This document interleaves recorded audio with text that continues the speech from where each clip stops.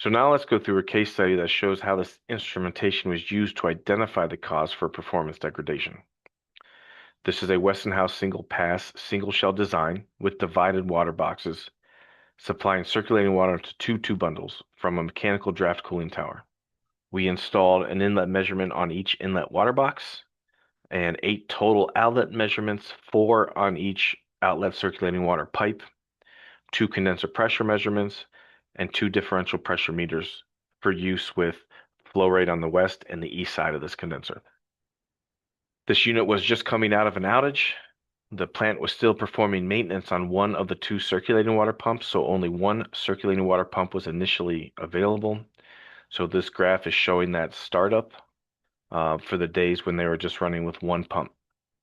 Cleanliness factor calculated here in red. You can see it starts out at 70% before it starts dropping off and getting as low as about 60. The total flow rate was also decreasing, which is this green line up here. Started off at about 95,000 GPM, and before the second pump came online, it was at 88,000 GPM. When the second pump was put into service, you see the total flow goes up to about 135,000, which was well below the expected 2-pump flow rate of 155,000 GPM. The other thing of note in the startup data is this divergence of the east path flow in light blue and the west path flow in dark blue. And this suggested macrofouling of the west path that was the root cause for the reduced flow rate and the condenser performance degradation. And then when you can see the second pump come on, you can see the difference in the east and west flow paths are extreme. So we informed the plant of what we saw and told them they need to inspect the west water box at their next available outage. The next time the unit was brought down, the water boxes were inspected for debris. And you can see a significant amount of debris was found lodged in the tubes and lying in the bottom of the west inlet water box. Here and here.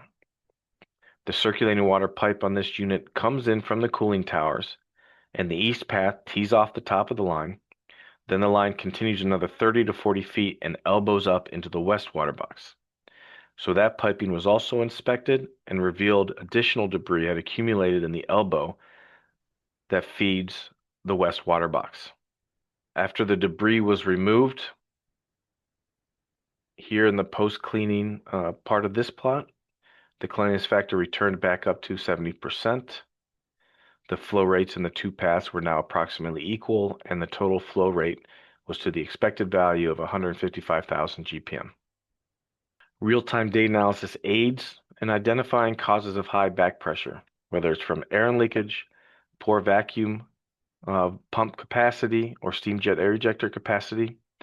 And by measuring the flow between the condenser and the vacuum pump as well, you can monitor your air leakage and your ejector capacities, saving troubleshooting time. The real-time cleanliness factor can be calculated and displayed with the right equipment, and the DP meters have been proven to be a reliable method of measuring circulating water flow rate. Condenser monitoring is essential for reliable and efficient plant operation. With only the few sensors discussed here, you can quickly distinguish the root cause of any increased back pressure as the issue arises, and make effective decisions regarding maintenance and repair. Thank you for your time today, and if you have a problem with your condenser or your condenser instrumentation, feel free to give us a call.